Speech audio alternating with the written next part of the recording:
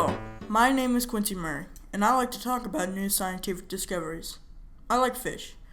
In my opinion, fishing is the most relaxing activity. Also, because there's so much we still don't know about our oceans, I decided to research about new marine discoveries, and I went to my local aquarium to find out more. Can you please tell me who you are and what you do? Yeah, my name's Kurt Slocum, and I'm called the Displays Curator here at Sea Life Aquarium. So I essentially am in charge of all the animals and all the displays and all the staff that take care of the animals here. Can you tell me why you decided to get into marine biology in the first place? I've always had a passion for animals since I was a small kid, so it was just a natural progression for me. So I've worked with a variety of different animals. I've done whales and dolphins before, and I've done fish. So I've always had a passion for aquatic life. What similarities do you think the Casper octopus has to your giant Pacific octopus? Well, they're both going to be cephalopods, so some of the same characteristics is probably going to be the 3 hearts, like we talked about. So one heart for each set of gills, and then the other heart's probably going to be for the rest of its body.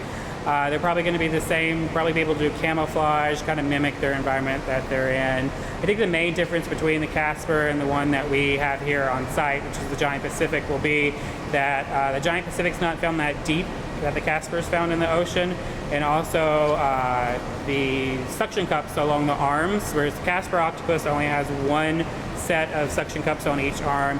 Our giant Pacific octopus has multiple suction cups on each arm. Do you think the Casper octopus could use its tentacles to pry open oysters like the sea stars? Yeah, definitely think so. So, I mean, they have very strong, even though they look really small, they're really powerful. So if you have to think about it, if there's multiple arms with multiple suction cups prying open that, I'm sure they'll be able to get open any clam or mollusk that they found on the bottom. What would you say are mostly the difficulties of taking care of ocean animals in a Midwestern city?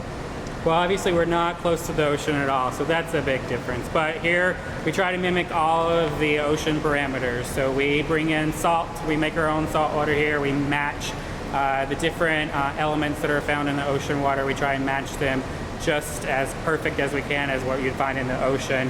We match water temperatures. We have a whole system where it's cleaning our water. So we have sand filters and ultraviolet lights, and we have protein skimmers. We have all kind of different ways to keep the water clean. We have a huge computer system that monitors everything. So if some parameter like the temperature or the oxygen concentration in the waters go out of balance, it's going to send us a phone call and it's going to tell us that something's wrong. We'll come in and we'll be able to address the issue. So it takes a lot of working components to keep all of these animals happy and healthy, but we do a really good job here. All right. Are there any fish here at the aquarium that live in the midnight or twilight zones of the ocean? We have our nautilus. They don't live probably as far as the Casper octopus was found, but they're probably going to be our deepest water animals.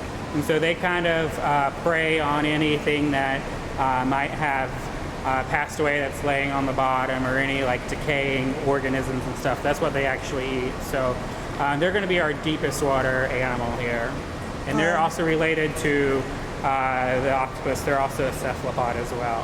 Mm-hmm. Do you think the ghostly white appearance of the Casper octopus serves any main purpose?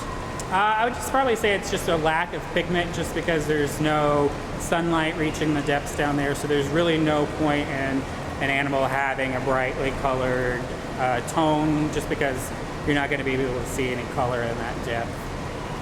All right, now, is there anything else you wanted to add or say about the Sea Life Aquarium?